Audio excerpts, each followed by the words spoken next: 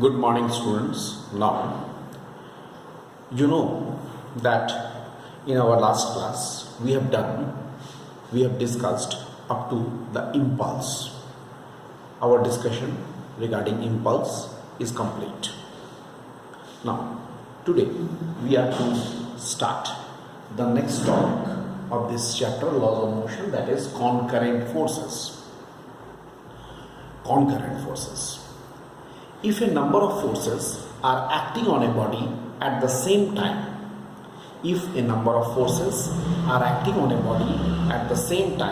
then these forces are known as concurrent forces. I repeat, if a number of forces act on a body at the same time, then these forces are known as concurrent forces. Alright? And if a number of concurrent forces are acting on a body and the body is in equilibrium, the body is in equilibrium, then it is known as the equilibrium of concurrent forces. Equilibrium. Look, it will be written as, it is called equilibrium of concurrent forces. I repeat, if a number of concurrent forces are acting on a body and the body is in equilibrium. Now the question is, what is the meaning of the equilibrium? How can we say that the body is in equilibrium? The body is said to be in equilibrium if the vector sum of all the forces is equal to 0. We can say that the forces are in equilibrium or the body is in equilibrium if the vector sum of all the forces is 0, like this: F1 vector plus F2 vector dot dot dot up to Fn vector is equal to 0. I mean, if on a body F1 vector, F2 vector and so on up to Fn vector, n number of forces are acting on a body and their vector sum is 0, they are acting in such a way that the vector sum is 0, then the body is said to be in equilibrium. Now you may say, what type of the equilibrium? Generally, in this case, the two types of equilibrium may be there. The equilibrium may be of these two types. Number one, the body may be in static equilibrium or it may be in the dynamic equilibrium. Either the body will be in static equilibrium or in the dynamic equilibrium. Static equilibrium means the vector sum of all the forces acting on the body will be 0, right? And the body is at rest. Then it is known as the static equilibrium. But if the resultant force, the vector sum of all the forces acting on the body is 0, but the body is in motion, that is called the dynamic equilibrium. What happens in the dynamic equilibrium? According to Newton's law, the body will be moving with the 0 acceleration. Means resultant force, the net force acting on the body will be 0, right? So that the acceleration of the body is 0. That is, the body is moving, body is in the uniform motion. That is called the dynamic equilibrium. In our syllabus, we are concerned mainly with the three forces, not more than three forces, right? So, although a number of forces may act on a body, n number of the forces may act on a body, but we are concerned with only the three forces.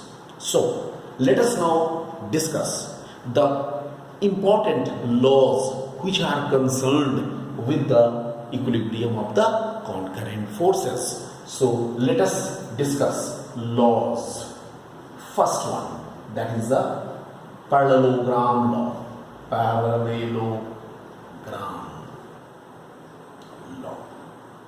Let us first discuss the parallelogram law. What is the meaning of parallelogram law? According to parallelogram law, if a body or if a particle is acted upon here, suppose the particle O is acted upon by two forces, F1 vector and F2 vector, in such a way that these forces are represented, okay, by the two adjacent sides of a parallelogram, then what will happen? Obviously, considering these two as the adjacent sides, I will complete the parallelogram, and the diagonal is this. I write P, it is Q, here it is R. We all know that according to parallelogram law, I hope you all remember the parallelogram law of vectors. We have discussed parallelogram law of vectors. The same parallelogram law will be applicable in case of the forces also. If the two forces F1 vector and F2 vector are represented by the two adjacent sides of a parallelogram, then their diagonal, their resultant is represented by the diagonal of the parallelogram. That means if the body O is acted upon by the forces F1 vector and F2 vector, then what will happen? The resultant will be F1 vector plus F2 vector. But if I want that the particle or the body here is in equilibrium, then there should be a third force F3 vector in the opposite direction. That means what we can write? We can write for equilibrium at O, what should be there? F1 vector plus F2 vector should be minus F3 vector. It means F1 vector plus F2 vector is equal and opposite to F3 vector. Or we can say F1 vector plus F2 vector plus F3 vector should be equal to 0. Look, with the help of the parallelogram law, I can get this equilibrium of the body due to these three concurrent forces. Second one, number 2, that is an important law. Actually, rather it is a theorem. You can say it is more than law, a theorem. It is the Lamy's theorem. According to Lamy's theorem, look, Lamy's theorem.